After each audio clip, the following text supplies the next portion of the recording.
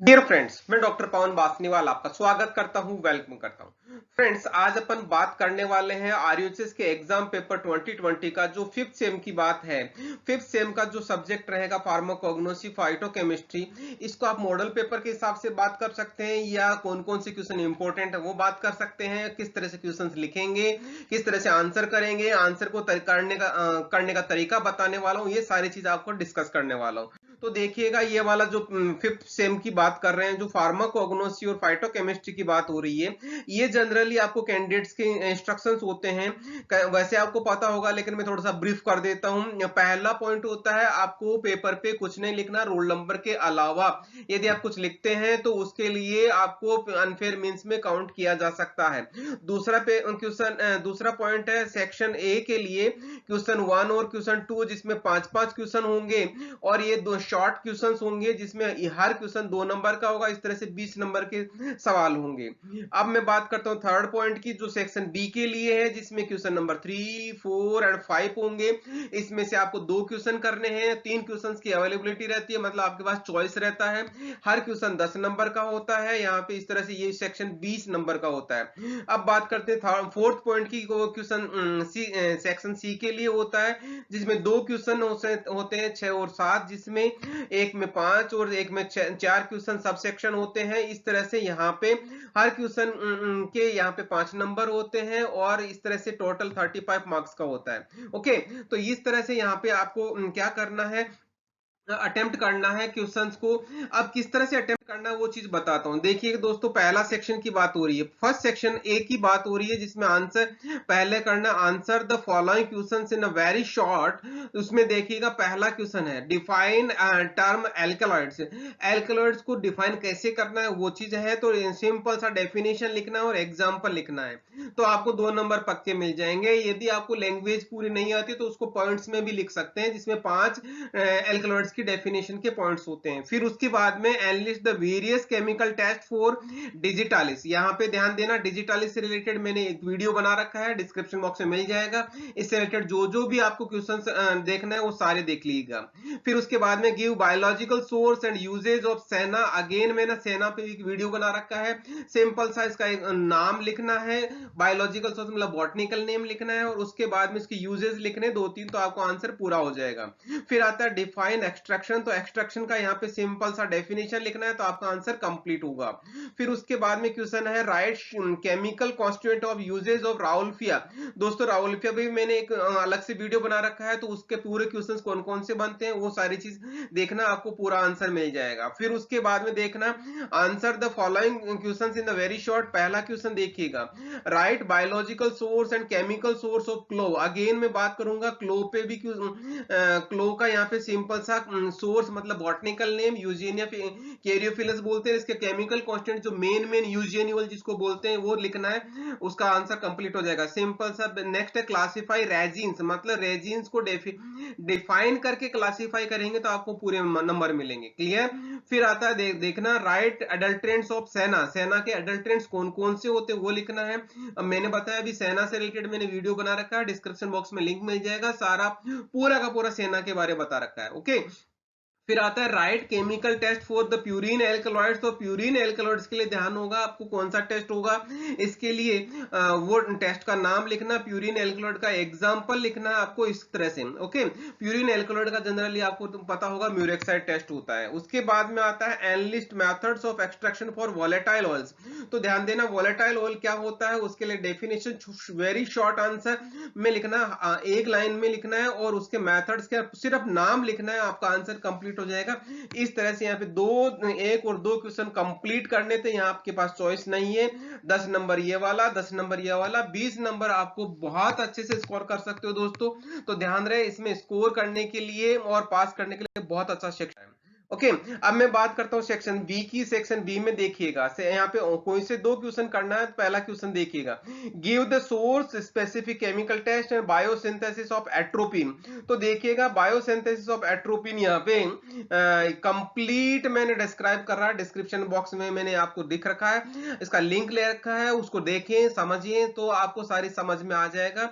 वैसे आपको आंसर कैसे करना है वो चीज बता देता हूं। पहले आपको एट्रोपिन का इसका सोर्स बताना है, एट्रोपिन का सोर्स बता के उसके बाद में इसके केमिकल टेस्ट कौन कौन से होते हैं वो चीज बताना है, और इसका सिंथेसिस लिखना है, बायोसिंथेसिस लिखना है कि एट्रोपिन को आपको कैसे बनाना है। ओके, फिर उसके बाद में ध्यान देना, define and classify glycoside, explain general methods of isolation of glycosides. तो देखिएगा मतलब ग्लाइकोसाइड्स पे कंप्लीट नोट लिखना है।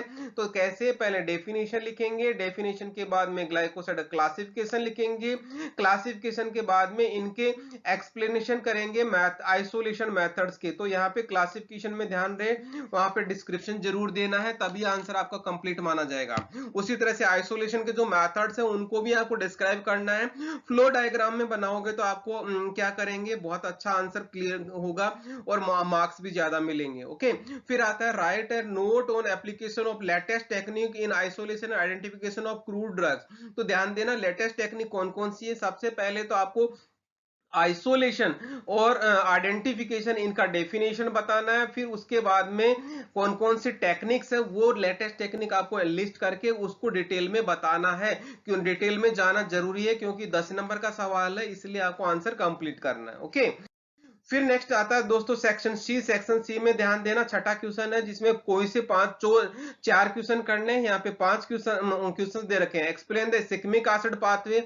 सिक्मिक एसिड पाथवे का कंप्लीट मैंने आपको यहाँ पे डिस्क्रिप्शन बॉक्स में लिंक दे रखा है, कैसे लिखना है वो भी बता रखा है, पूरा का पूरा बता रखा है। तो ध्यान दीजिएगा यहाँ पे आंसर अच्छे से लिखना। फिर आता है नेक्स्ट कौन सा, right and note on isolation analysis of menthol. Again मैं बात कहूंगा मेंथोल, मेंथोल का कंप्लीट यहाँ पे डिस्क्रिप्शन बॉक्स में पूरा का पूरा वीडियो दे रखा है, तो आप उस वीडियो को देखें, किस तरह से आंसर करना वो चीज देखें, पूरा का पूरा आपको लिख रखा है। ओके, फिर आता है give the general properties of and classification of terpenoids. दोस्तों टर्पिनॉइड्स का जनरल प्रॉपर्टीज क्या होती है, टर्पिनॉइड्स का क्लासिफिकेशन क्या होता है, वो भी मैंने वीडियो पूरा डिस्क्रिप्शन बॉक्स में दे रखा है, उसका आपको लिंक मिल जाएगा। आपको उसका आंसर कैसे करना है वो बता देता हूं। सिंपल सा, सबसे पहले इसका डेफिनेशन लिखना है, डेफिनेशन के बाद में इसकी जो जनरल प्रॉपर्टी है वो जनरल प्रॉपर्टीज में पॉइंट वाइज लिखेंगे तो सही रहेगा। उसको इंडिविजुअल आपको डिस्क्राइब नहीं करना है। फिर उसका क्लासिफिकेशन लिखना है, क्लासिफिकेशन भी उसको टेबुलर फॉर्म में या इस तरह से लिखोगे तो आंसर अच्छा होगा। ध्यान रहे क्लासिफिकेशन में आपको एग्जाम्पल जरूर लिखना, नहीं तो आंसर कंप्लीट नहीं माना जाता। फिर आता है question number D, explain the role of radioactive isotope in investigation of biogenetic studies. दोस्तों इसका पूरा का पूरा मैंने वीडियो बना रखा है, डिस्क्रिप्शन बॉक्स में पूरा लिंक मिल जाएगा। आंसर देखें, किस तरह से आंसर करना वो देखें, कंप्लीट मिल जाएगा, वो चीज है। ओके, फिर आता है नेक्स्ट कौन सा, right a note on industrial production और यूटिलाइजेशन ऑफ डिजॉक्सिन। इसका भी मैंने पूरा वीडियो बना रखा है दोस्तों, पूरा का पूरा वीडियो बना रखा है मैंने आपको। यहाँ पे यदि ध्यान रहे तो आपको फार्माकोग्नोसी की कंप्लीट लिस्ट बता रखी है, उसके लिए आप देख सकते हैं। कंप्लीट देखने के बाद में समझ में आ जाएगा किस तरह से आपको आंसर करना है। ओके, फिर क्वेश्चन नंबर 7 आता है, आंसर एनी थ्री, मतलब यहाँ पे 4 ऑप्शन है, उसमें कोई से 3 बताने हैं। पहला क्वेश्चन है write classification and chemical test for tannin. तो ध्यान रहे सबसे पहले यहाँ पे टेनिन की डेफिनेशन लिखनी है, डेफिनेशन के बाद में क्लासिफिकेशन लिखना है। क्लासिफिकेशन लिखते टाइम ध्यान रहे यहाँ पे उनका एग्जाम्पल जरूर लिखे, नहीं तो आपको आंसर कंप्लीट नहीं होता। उसके बाद में केमिकल टेस्ट शॉर्ट में लिखने हैं, तो ध्यान रहे 5 नंबर का ही सवाल है, तो शॉर्ट में ही आंसर करना है। फिर आता है question number B, give biological source, chemical constant and uses of opium, guggul and aloe. तो यहाँ पे सिंपल सी बात कहूंगा, यहाँ पे source, chemical constant and uses एक एक दो लाइन में लिखेंगे तो आपका आंसर कंप्लीट होगा। ये बहुत अच्छा स्कोरिंग है। गूगल यहाँ पे क्या लिखना है वो भी आंसर क्वेश्चन में बिल्कुल क्लेरिफाई दे रखा है। फिर आता है ध्यान रहे write chemical test for volatile oil. तो वोलेटाइल ऑयल के टेस्ट, केमिकल टेस्ट कौन कौन से होते हैं वो आपको लिखने, यहाँ पे एक्सप्लेन करना है केमिकल टेस्ट को, तो आंसर आपको अच्छा रहेगा। फिर आता है right A note on importance of chromatography. तो ध्यान दें क्रोमेटोग्राफी की पहले डेफिनेशन लिखेंगे, डेफिनेशन करेंगे, डेफिनेशन लिखने के बाद में उसके इंपोर्टेंस लिखेंगे। Importance in respect of what, pharmacognosy के रेस्पेक्ट में आपको इसका इंपोर्टेंस लिखना है। इस तरह से आपको आंसर कंप्लीट हो जाएगा। तो दोस्तों मैंने आपसे ये पूरा का पूरा क्वेश्चन पेपर डिस्कस किया है, जिसके जितने भी क्वेश्चन या इस फार्माकोग्नोसिस से रिलेटेड जितने भी आपको वीडियोस इस यूट्यूब पे आपको है, पूरे के पूरे लिंक मिल जाएंगे। तो आपको ध्यान रहे, इसको पूरा का पूरा देखें और आपको पूरा समझ में आ जाएगा और अच्छे से लिखेंगे, अच्छे नंबर मिलेंगे। दोस्तों यहाँ पे मैं आपको जरूर बोलूंगा, यदि आपने चैनल को सब्सक्राइब नहीं किया तो चैनल को सब्सक्राइब कर लें, बेल आइकन को इनेबल कर लें और जितना हो सकता है शेयर करें अपने दोस्तों के साथ में। कमेंट बॉक्स में जरूर कमेंट कीजिएगा ताकि मैं नया वीडियो बना सकूं, किस तरह का बनाना है, क्या पढ़ना है, आपको वो चीज बता सकते हैं। इसी के साथ मैं आपको बहुत बहुत धन्यवाद दूंगा और best wishes for exam for you all of you. Thank you once again.